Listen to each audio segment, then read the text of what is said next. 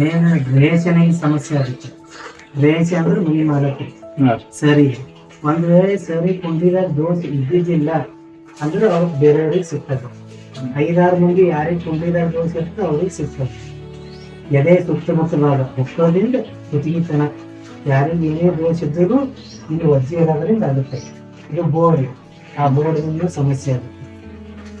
ಆದಷ್ಟು ಬೇಗ ಇದನ್ನು ತಿಳ್ಬೇಕು. ಇಲ್ಲಿ ಬ್ರಹ್ಮಸ್ಥಾನ ಬರ್ತದೆ ಸರ್. ಈ ಬ್ರಹ್ಮಸ್ಥಾನ ದೋಷ ಆಯ್ತಲ್ಲ ಹಲವಾರು ಮನೆ ಕಿರಿಕಿರಿ ತೊಂದರೆಗಳು ಸ್ಟಾರ್ಟ್ ಆಗ್ತವೆ. ಅದರ ಜೊತೆ ಎಲ್ಲ ಕೆಲವೊಂದು ಕಾರ್ಯಗಳು ಸ್ಟಾರ್ಟ್ ಆಗಲ್ಲ. ನೀವು ಎಷ್ಟೇ ಪ್ರಯತ್ನ ಮಾಡಿದ್ರು ನಿಮ್ಮ ಕೆಲಸಗಳು ಕುಂಠಿತಿರ್ತಾವೆ, ಸ್ಟಾರ್ಟ್ ಆಗಲ್ಲ. ಇದರಿಂದ ಏನಾಗ್ತದೆ, ನಿಮ್ಮ ಹೃದಯ ಭಾಗದಲ್ಲಿ ಏನೇನು ಇರ್ತಾವ ಈ ಭಾಗದಲ್ಲಿ ದೋಷ ಸ್ಟಾರ್ಟ್ ಆಗುತ್ತೆ. ಆದಷ್ಟು ಜಲ್ದಿ ಇದು ಇರಬೇಕು. ಬ್ರಹ್ಮಸ್ಥಾನ ಈಶಾನ್ಯ ಭಾಗ ಯಾವಾಗಲೂ ಖಾಲಿ ಇರಬೇಕು. ಇವು ನಾವು ಮಾಡೋ ಪರಿಹಾರ ಪ್ರಭಾವ ಕಮ್ಮಿ ಮಾಡ್ತೀವಿ ಅಷ್ಟೇ ರೀ, ಆದರೆ ಯಾವುದೇ ರೀತಿ ಸಂಪೂರ್ಣ ಪರಿಹಾರ ಸಿಗಲ್ಲ.